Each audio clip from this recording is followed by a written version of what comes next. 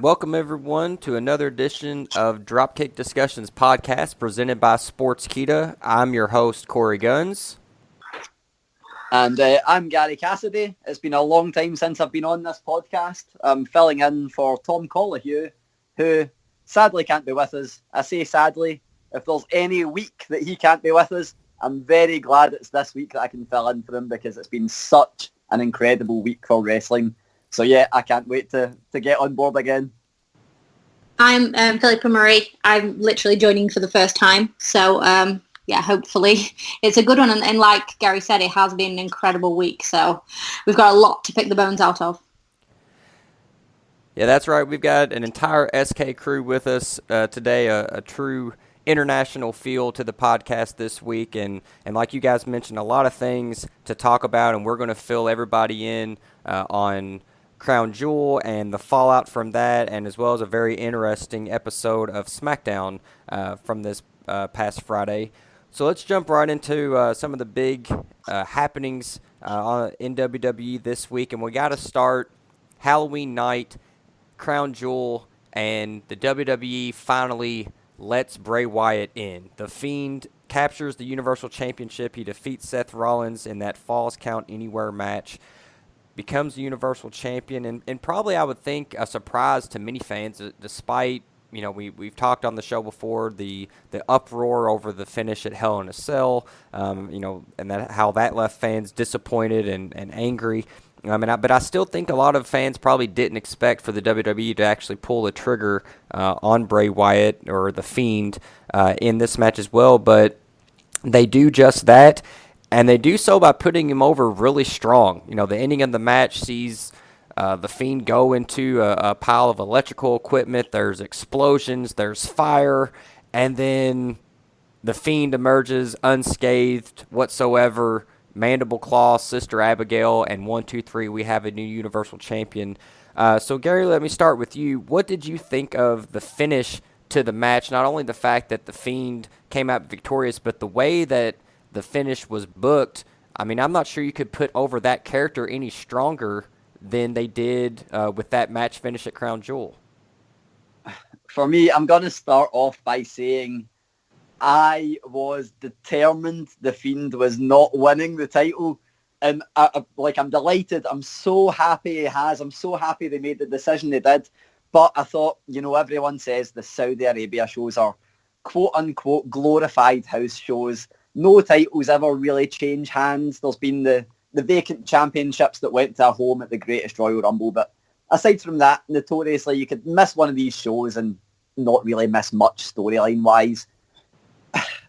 See, the last 1 minute of that match, I feel like if I was to say to someone, right, I need to show you a wrestling match from this year, or someone who wasn't necessarily a wrestling fan or had fallen away from it for a while, I feel like the last 1 minute of that match is the very specific 1 minute of any wrestling I would show them to be like, look, this is how incredible storytelling in wrestling can be.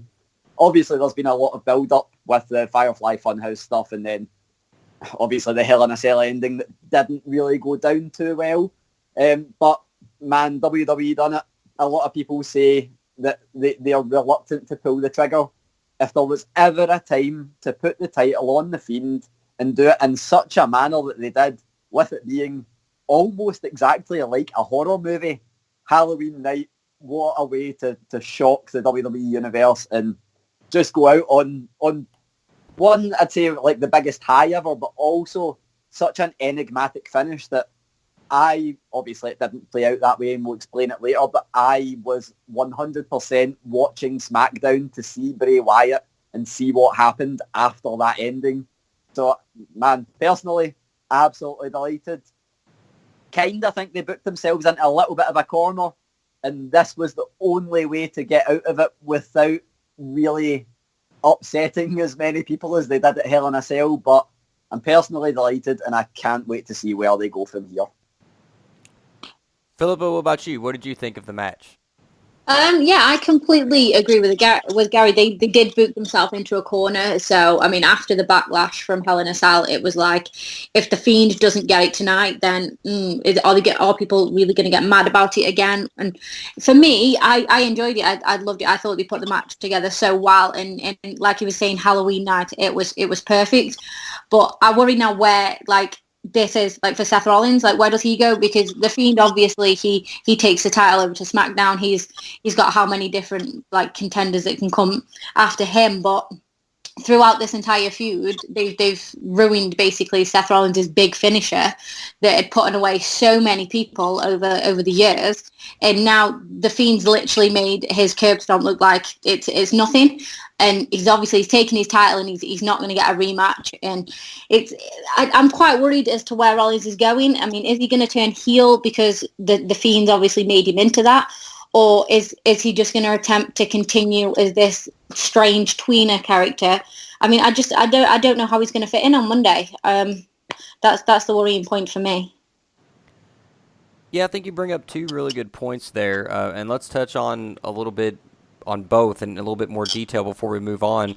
Let's start with, one of the big fallout points from this match we saw on SmackDown, which was surprising to me, and you mentioned, the WWE booking themselves into a corner, and maybe this was one way of them kind of getting out of that corner, is Brock Lesnar comes out on SmackDown and effectively quits the brand so that he can go to Raw to target Rey Mysterio and take revenge on him for, his steel chair attack at Crown Jewel and all of the things that have been going on between those two in the past couple weeks.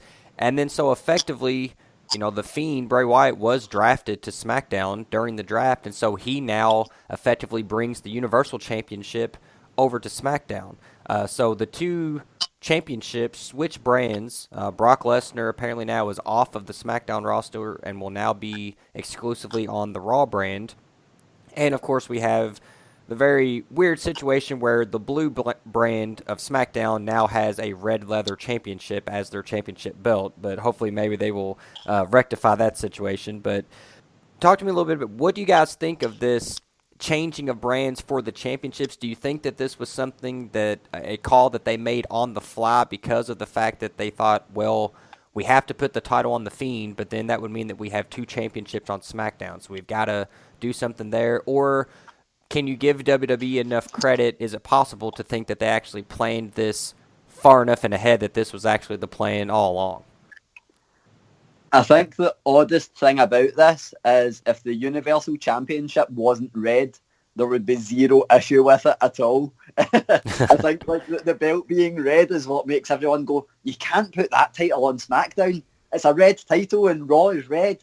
I hope they find a way around that. I actually kind of thought, and I'm glad that it doesn't seem like they're going to do this, but I thought they might put in some kind of contractual obligation whereby they need to switch the belts and Brock Lesnar has to be the Universal Champion, Bray Wyatt has to be the WWE Champion, and it's just a business decision. I'm glad they're not going to do that. It would kind of bury both the championships in any lineage either of them has. But I think one simple way around it would be to give, and this might not be the best idea for such a new championship, but give Bray Wyatt or The Fiend their own custom championship. I think that would be possibly the best way around it. I hope they don't just make the Universal Championship blue. I think that would be a really, not a cheap way out of it, because it's just a simple way out of it, I'd say. WWE, any excuse to make a replica belt that they can sell, they'll take. So I think, man, what better way to make like a horror-themed belt for Bray Wyatt, and then just the Universal Championship doesn't need to be a Raw belt, as long as it's not red. Even if it is, I mean, minor detail, a lot of people will be upset about it, but man, I'm hoping they give Bray Wyatt a custom belt and then we can just move on from it, forget that the Universal Championship was red for a while until it goes back to Raw sometime in the future. Oh, I love the idea of giving Bray Wyatt his own title. I hadn't even thought about that one. But I think, what if they just leave it red? I mean, The Fiend himself is red and he performs under red lights, and I just think maybe red could fit in with his whole well, the way obviously that he is, because I mean, if they changed it to blue, it'd look a little bit odd with his attire. But I mean, that's never really stopped WWE. I think that WWE genuinely thought this one out. Thinking about it now, going like back to Crown Jewel and knowing that Velasquez had a knee injury, they obviously had Brock retain. And then, I mean, if Velasquez gets the surgery, he could then go to SmackDown, which would then allow Fox to be right, okay, we still have a legit fighter. And then Brock gets to go back over to Raw, and then Raw's still got that headliner that makes them still kind of a flagship show. So I think giving them probably more credit than they deserve. I do think that this was the way it was going to go. Otherwise, it really makes no sense to end Hell in a Cell the way they did. They could have just given the title to Bray at that point. But now, obviously, the way Crown Jewel's worked out, it has worked out completely well for everybody concerned. And it's got Brock a feud that could lead him through to WrestleMania. The Fiend's on top on SmackDown, so eyes are going to be on that product. So it's genuinely worked out really well for WWE.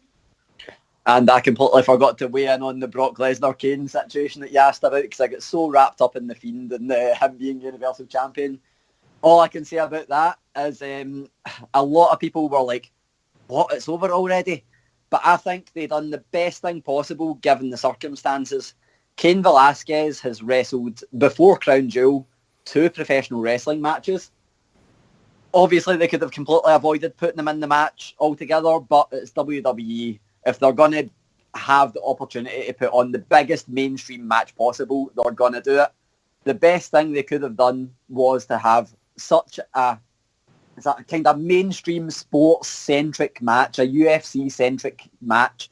It did look like a UFC fight for the 2 minutes it went on. And I think if it went on any longer, a lot of people would be seeing, I don't want to say the vulnerability of Cain Velasquez, but the match may have not had quite the impact that it did. So I think 100% correct decision. And if Brock Lesnar goes to Raw and Cain Velasquez stays on SmackDown, yeah, perfect decision. Last thing before we move on, Phillipa brought up the point of Seth Rollins.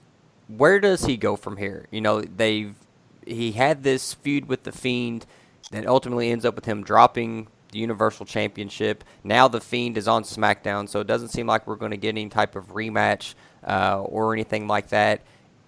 You would think. Now, I know there are some Raw shows where they're being advertised a Fiend Seth Rollins cage match. I would assume that's going to be a dark match main event for those shows. But you never know. You know, maybe there will be some type of brand switching or some ebbs and flows with The Fiend and Bray Wyatt. I guess that situation is kind of yet to be determined. But let's assume for argument's sake that The Fiend is exclusive on SmackDown as the Universal Champion.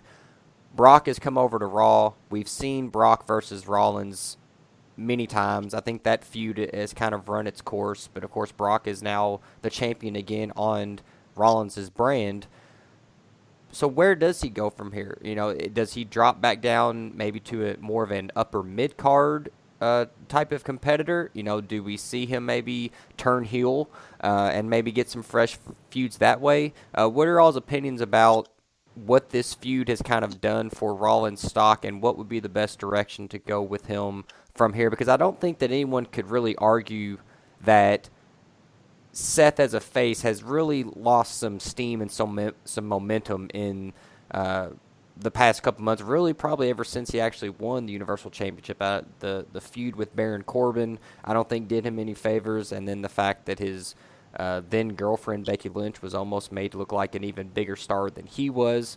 I told Tom on this podcast before that as soon as Seth came out with the man's man T-shirt on, I thought he was just doomed from that point forward. But so I'd like to get both of y'all's opinions about what do you think would be the best thing to do with Seth going forward over on Raw? I'll keep it really simple with that one. One, I have to completely agree with you on the man's man T-shirt. That was horrendous. That's probably an understatement. For me, I would like to see him disappear for, say, a month or so. Just give him a little bit of time off, or just have him work house shows. And then I think, no matter what he does, you could put him back in with Brock Lesnar, but I would personally like to see, give it a month, AJ Styles Universal Championship with the OC, standing tall over whoever's the next challenger. Maybe it's still Humberto Carrillo, maybe it's someone else. Seth Rollins returns as a slimy heel with the blonde streak in his hair, and then you go forward with a full heel Seth Rollins taking on a switched face club. I would love to see that. Might not happen, but here's hoping. Oh, wow, I'd love for Seth to bring back the blonde streak if he goes heel. But yeah, I agree. His entire universe, ever since I think maybe SummerSlam, maybe before SummerSlam, he's been going downhill completely. It's been hard to watch some of his matches, like how they've been putting Becky Lynch over like more than Seth. But I mean, I don't think him going away like how Finn Balor did is probably the best solution, because now obviously Finn's got a way to come back, and then obviously NXT's helping him. But I think maybe a good feud, like a solid feud for Seth Rollins to prove that he's more than what they've been doing lately. Like, he is a fantastic wrestler when he's given the chance, and we saw that in NXT. Anyone that saw him in Ring of Honor would know that. So I think maybe something like a feud with Drew McIntyre, just to kind of bring that out of him, just to show that he's not just like this heel that can hide away like he did throughout like 2015. Just like, he needs something to show, I'm Seth Rollins and this is why I've been pushed as the face of the company for the past like 3 years. And then hopefully like that had put Drew McIntyre over as well. And then Raw's got 2 guys then they can depend on when Brock decides to go on hiatus again. I'm hoping they do something along them lines, but it's WWE, so he's probably going to turn into the next Zack Ryder, maybe. I don't know. I'd love the idea of Drew McIntyre, but one name that just sprang to mind that would be insane for me would be Ricochet. Seth Rollins versus Ricochet going forward. Man, I'll watch anything they do with those two.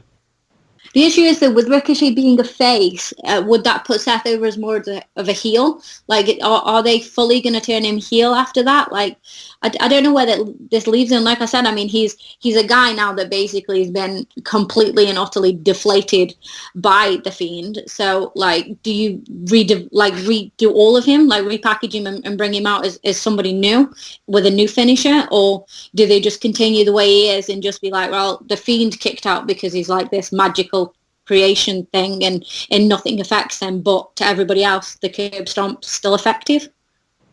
Yeah, I kind of hope they do just have it as only The Fiend, it's only The Fiend that can kick out of the curb stomp that many times at least.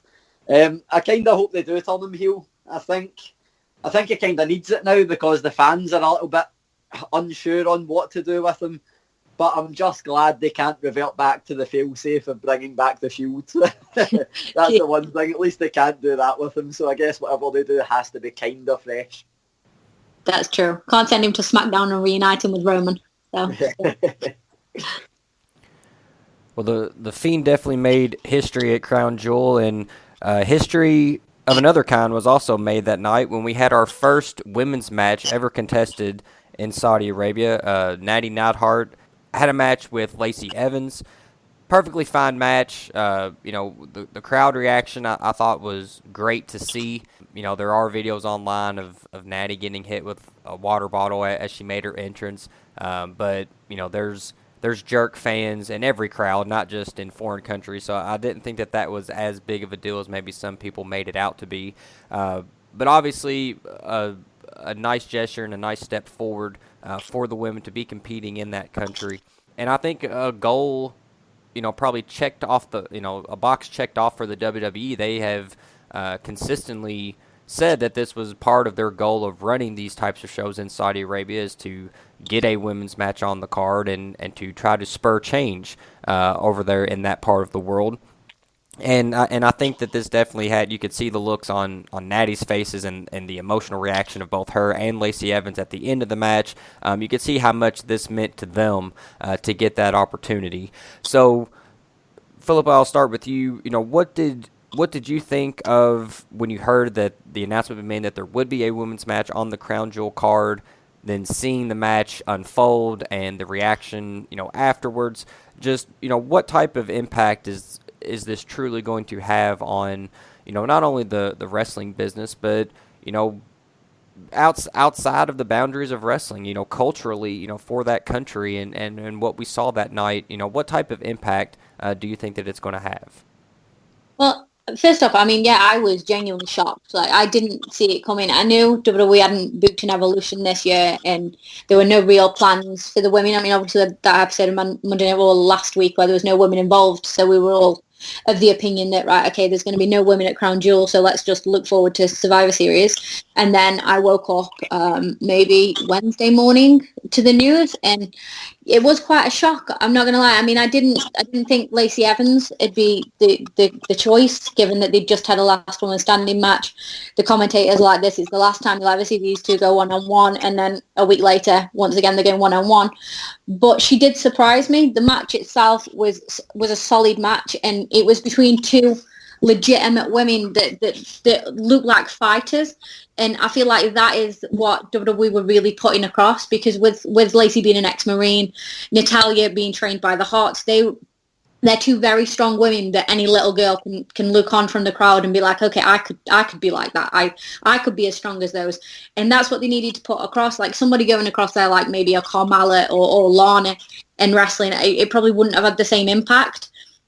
But I feel like people don't fully understand, like, the impact that something like this has on wrestling as a whole. Like, I mean, 10 years ago maybe, when I started, like, training and stuff, it was like, if you wanted to go to WWE, you had to be this sexy, attractive female wrestler, and there was only a certain amount of moves you could do. And now it's opened it all up, and there's a lot more to it. It's the impact it's had on female wrestling as a whole. This whole evolution has been so big that so many women watch wrestling now and want to get involved, rather than looking at it and saying, oh, I can't do that because I'm not attractive, or I can't do that because I can't do this, and this, or I'm not going to suck up to the right people. The wrestling's actually being noticed, and I think given that the women were so covered up and the way they performed, it was the wrestling that they took note of, and I feel like that's very important in this society at present. Yeah, I can only completely agree with what Phillipa said, but obviously I come at it from a completely different standpoint. It probably affects me a little bit less being male, but me watching that, when the announcement got made, I woke up to see the announcement and I was like, they're finally doing it. Like, so many people over the past, a year and a half to 2 years since the first Saudi Arabia show have been, like, ridiculously sceptical at WWE, saying you need to be there to be the change, and that's been the line that everyone in WWE has quote unquote spanned the line. That's what everybody says. Oh, they're spinning this line. I don't know if you can say they've spun anyone a line now, because they've made change. They're like, I think you can't, like, there's no way you can overstate how important this is, because where do you go from here? Forward. That's the only way you can go from this. And I think, like Phillipa said, the best thing about that match, everyone moaned about how covered up the women were. You need to forget about that. Like, if anything, I think that was a good thing, because it meant the women went out there. Lacey Evans in particular shocked me. We all know how good Natalya is as a technical wrestler. That was an amazing technical wrestling match. And if you go at it by rating the matches that went on that night, sure, for me, The Fiend versus Seth Rollins is, above all, probably the best match in terms of storytelling. But if you think technical wrestling matches, there's not much on that card that was as good as the women's match. And I just think, like, I can't wait to see if they keep this up, and I really hope they do, for the next pay-per-view in Saudi Arabia. And I did kind of, the one little thing that annoyed me was, I kind of hoped that with everything that happened, last night's SmackDown might have been a women-heavy show, might have been like a mini Evolution. But, I mean, the way it played out, I'm not going to throw any flags on them for doing it the way they did. And I just really hope that kind of the next Saudi Arabia show, I hope they have at least one women's match on it. Maybe even a longer time limit, even though it was a long match. Maybe have 2 women's matches, who knows? Some kind of progress going forward. Let's just see what that is. I just would say as well how happy I am for, like, Natalya to have been part of it, because that poor woman has been there for over a decade, pushing and pushing and pushing for change, and she's been overlooked. And I've seen her on Total Divas getting upset about the fact that she's not the Becky Lynch's, she's not Alexa Bliss, and finally she's been able to make history in her own right, and you could just see how much it meant to her. So I'm glad that she's finally got some recognition. One thing I did want to touch on as far as a wrestling standpoint is the fact that Lacey Evans really surprised me at the fact that I think she could be a really big babyface at some point in time. I know, she's playing the sassy Southern Belle character, and I think she's done a really good job in her heel persona as well. But just to see her there at Crown Jewel, obviously the attire was different, wearing less makeup. Like Gary said, was more of an athletic, technical type of matchup. Obviously, her emotional reaction after the fact. I really could see Lacey Evans and Phillipa, like you said, playing off of especially her U.S. Armed Forces background and that type of thing. I really think that she could be a really effective babyface down the road. Yeah, as silly as it sounds, I genuinely think that Lacey Evans could be the next Natalya when Natalya decides to, obviously walk away at some point. She has the ability, and like you said, I mean, moving forward for her, I mean, as a face, could that work with her character? I don't know, because her character is very much playing off the fact that she's better than everybody else and she's like an upper class lady. So maybe it wouldn't fit in that well, but there's so much strength and depth in the SmackDown Women's division right now that she could go out there and she could have any kind of match with people like Carmella. Dana Brooks obviously looking for somewhere to shine. So I reckon she could come back and whether she's face or heel, she's going to make an impact. But I think they need to keep her as a heel and maybe just forget about obviously her reaction to Saudi Arabia and the fact that it seemed like she turned face, and just kind of put that as her being overcome in the moment, and obviously just then push her forward as she already was, because she has a really solid character, which is more than you can say for a lot of the women's division. So I really hope that they don't lose that. I have a similar issue with Lacey Evans being a face as what I do with Alexa Bliss being a face. There's so much potential for them to be a face, but they're such a good heel that I don't want to see them being a face. But I do think Lacey Evans has all the potential in the world to be a face. And I think that WWE did it so right by having both women go out there and just be themselves.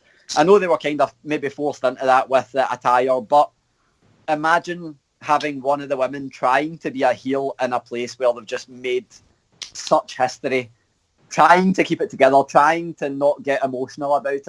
I don't think it would have worked.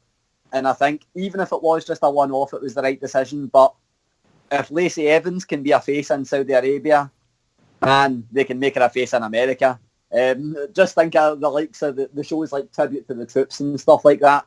With her background, I know that, like Phillipa said, the current character doesn't really give much in the way of being a face because she's better than everyone else, and she is, her move anyway, the women's right, is kind of provocative if nothing else.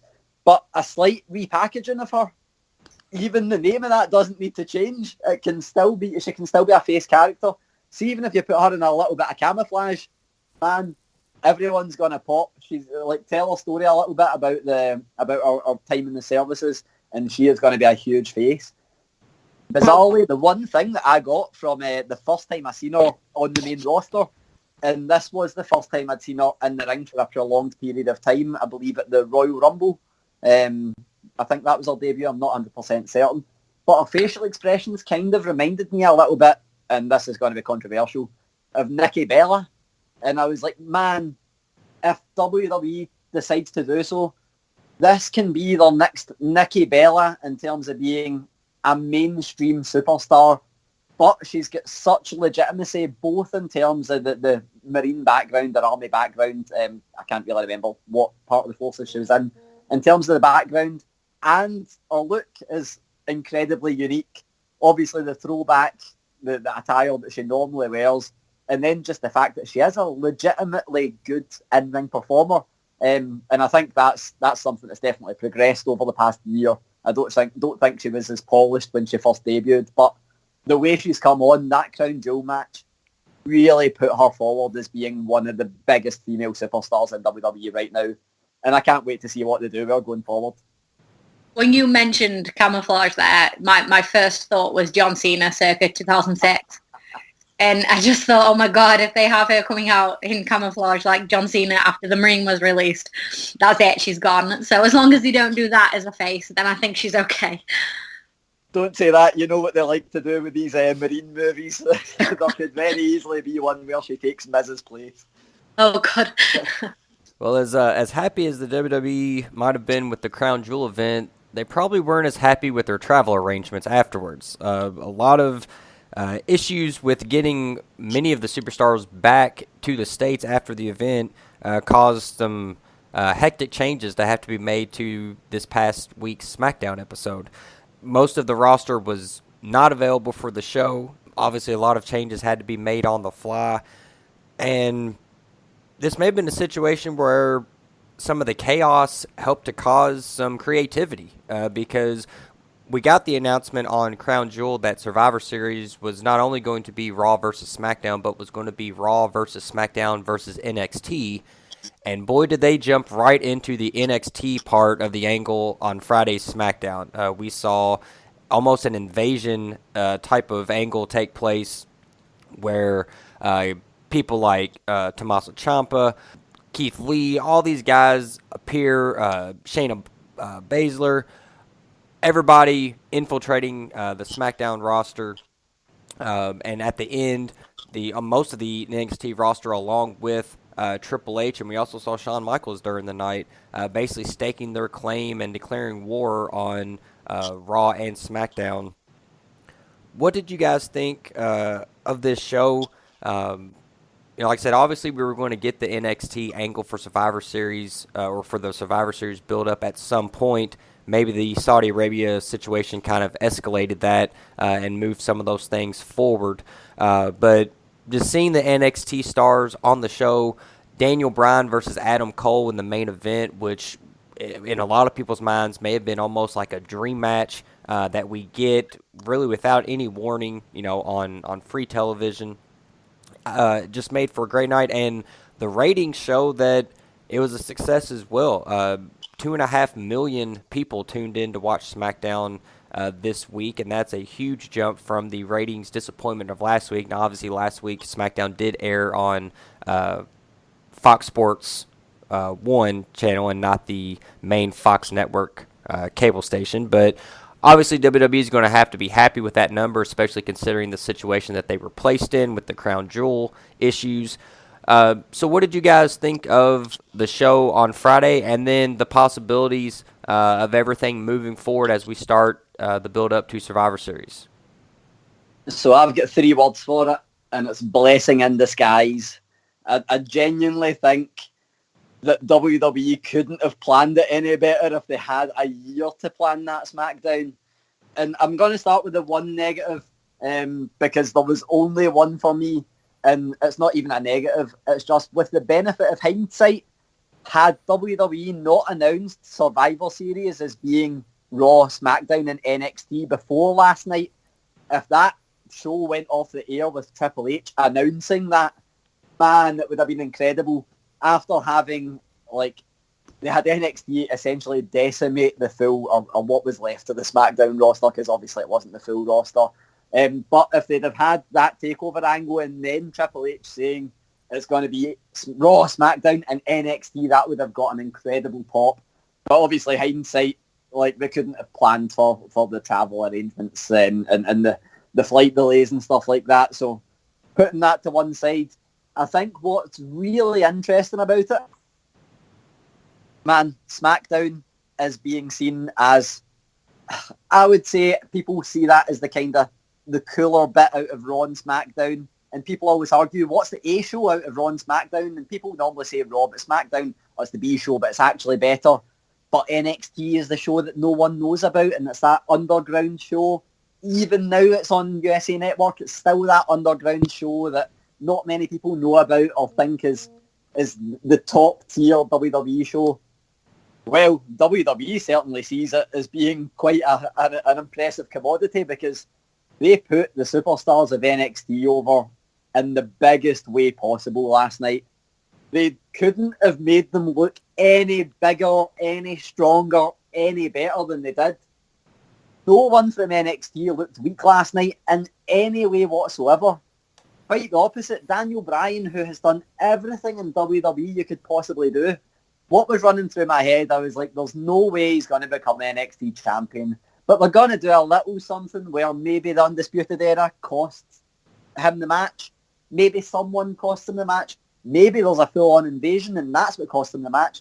Or maybe there's just not a pinfall whatsoever. Maybe it's just a fugazi ending where they give us some kind of non-finish, which I would have still been fine with because it was such a good card and such a good match. But for me, I just think it's so impressive how WWE turned such a negative in having almost no one from the roster, apart from the female superstars, that most of which were on Raw anyway. How they turned having, 4 male superstars on the show, one of which was Brock Lesnar, who was at Crown Jewel and obviously on a flying visit. Man, for me, that's the SmackDown of the year. There's no two ways around it. It's the best SmackDown I've seen at least all year. I would struggle to find one going back that was better, aside to like the reunion show was obviously a little one-off, but that one was something else. And it shows for me that when wrestling's unpredictable, it's 100% at its best, and I think the ratings showed that. The one thing going forward for me, I think it's going to be really, really interesting to see, do we get a boost in numbers for NXT next week? Does SmackDown boost their numbers? Or is it the opposite? Is it SmackDown and Raw that need the boost from NXT? I'll be really interested to see how many NXT superstars we see going forward between now and Survivor Series on Raw and SmackDown. And what's even more interesting, if you add to it, that Survivor Series is obviously going to be the 3 brands. Mauro Ranallo actually tweeted last night a little hint. He put up his schedule for commentating and WWE events over the next month. And next to the 24th of November, there was a little emoji holding up, doing this kind of thing. So who will we see commentating at Survivor Series? Well, it's definitely going to be some Raw guys, some SmackDown guys. Hopefully we see Renee Young, because she done an incredible job last night.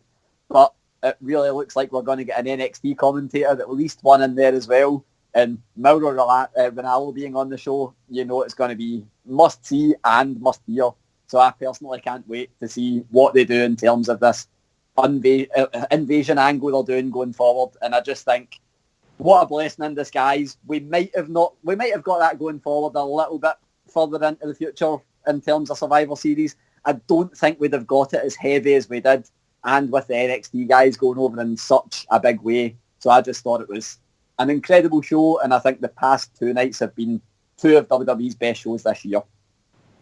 Oh God, I really hope Mauro Ranallo is the one that's commentating at Survivor Series. That I'd just give it that amazing lift that I think the show probably needs. But yeah, I completely agree. I mean, last time WWE were having travel issues, Raw got cancelled, as they called it, cancelled, and it was when Dean Ambrose decided to walk up to WWE headquarters in the snow, and they had that strange episode. And in my head, when the minute you were saying, "Oh, we haven't got like any superstars, we've only got like the Miz and Daniel Bryan," I thought, all right, okay, so we're going to have like a lackluster episode of SmackDown where they just maybe replay a lot of Crown Jewel.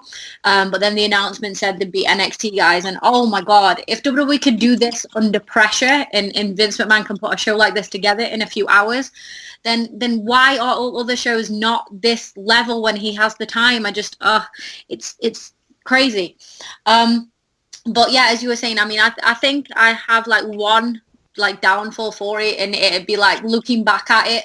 If I was one of the people who bought a ticket and one of those fans that only watches Raw and SmackDown, and I was there for Roman Reigns, and obviously, like we said, we really wanted to know how The Fiend would react, and then I was sat there in the audience, and I didn't watch NXT, and then suddenly Shayna Baszler appears, and Rhea Ripley, and Matt Riddle, and Keith Lee, and then obviously the main events, Adam Cole and Daniel Bryan. I'd probably be a bit like, okay, I don't really know what's happening here. It is a bit confusing, like why is he going after him? Why has Tommaso Ciampa got a problem with Miz? And it did feel a little bit confusing maybe for the casual fan, and I think because of how excited we were to see the NXT guys part of SmackDown, maybe we overlooked the fact that storyline wise, yeah, maybe there wasn't a real story there. It was just we're turning up and we're taking over.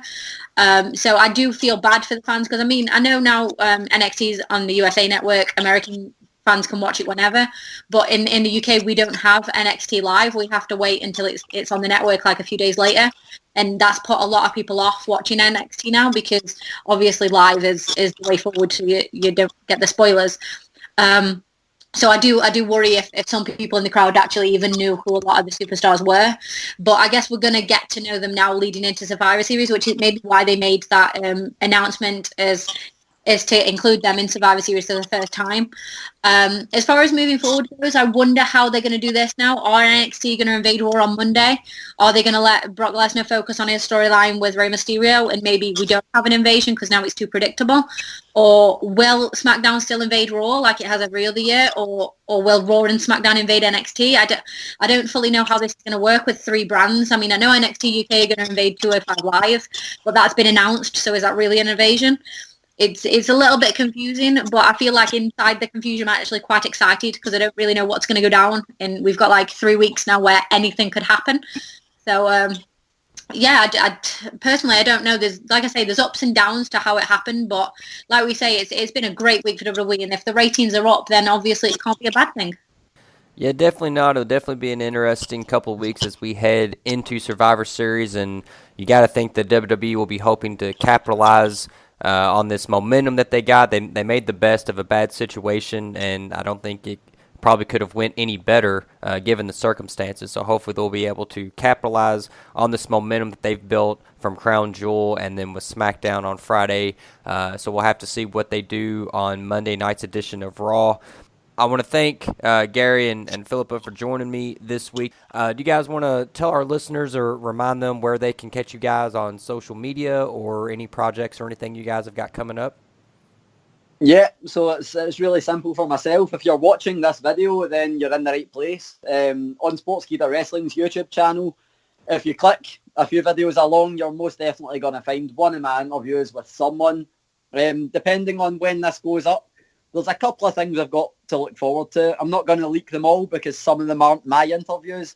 I'm just going to tell you who my next one is, and my next interview is with DDP, and it was a true pleasure for me because DDP was actually the first ever wrestler that I got to interview, and I got to speak to him about WWE, AEW, MJF. It wasn't all things that are acronyms, but also XFL, and yeah, it was just a great chat with him.